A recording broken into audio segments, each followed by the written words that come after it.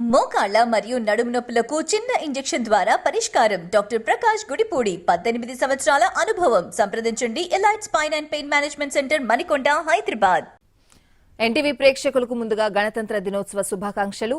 గణతంత్ర దినోత్సవ వేడుకల సందర్భంగా పద్మ అవార్డుల్ని ప్రకటించింది కేంద్ర ప్రభుత్వం. చిరంజీవి, వెంకయ్య నాయుడిని పద్మ విభూషణ్ పురస్కారాలు వరించాయి. తెలుగు నేలకు చెందిన నలుగురికి పద్మశ్రీ పురస్కారాలు దక్కాయి.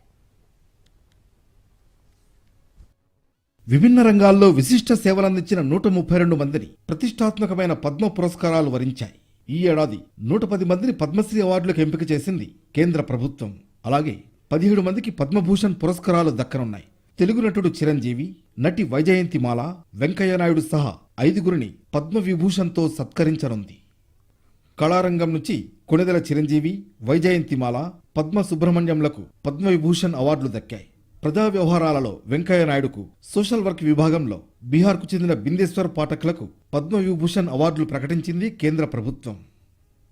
తనను పద్మవిభూషణ్కు ఎంపిక చేసిన కేంద్ర ప్రభుత్వానికి కృతజ్ఞతలు తెలిపారు చిరంజీవి. తనను ఎంతగానో ప్రేమించే అభిమానులకే ఈ గౌరవం దక్కుతుందన్నారు ఆయన. పద్మవిభూషణ్ అవార్డు వచ్చిందని తెలిసిన క్షణం నిజంగా ఏం మాట్లాడాలో, ఎలా రియాక్ట్ అవ్వాలో తెలియని పరిస్థితి.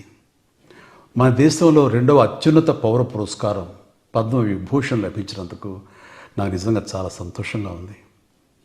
ఒక తల్లి కడుపున పుట్టకపోయినా నన్ను తమ సొంత మనిషిగా, మీ అన్నయ్యగా, మీ బిడ్డగా భావించే కోట్లాది మంది ప్రజల ఆశీస్సులు, నా సినీ కుటుంబం యొక్క అండదండలు, అలాగే నీడల నాతో ప్రతి నిమిషం నడిచే లక్షలాది మంది అభిమానుల ప్రేమ, ఆదరణ కారణంగానే నేను ఈ రోజున ఈ స్థితిలో ఉన్నా. అందుకే నాకు దక్కినటువంటి గౌరవం ఇది మీది.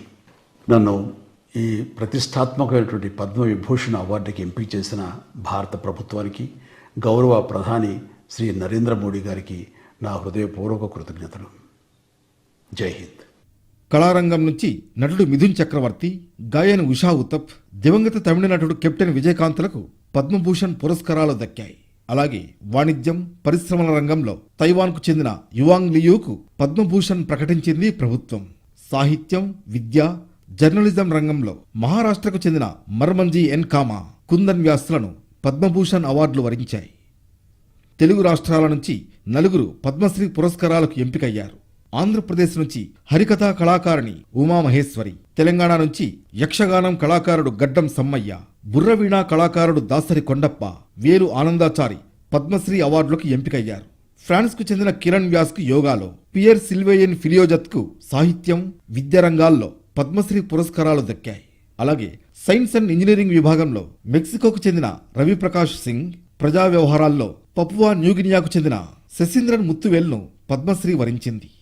గణతంత్ర దినోత్సవ వేడుకల సందర్భంగా పద్మ అవార్డుల్ని ప్రకటించింది కేంద్ర ప్రభుత్వం.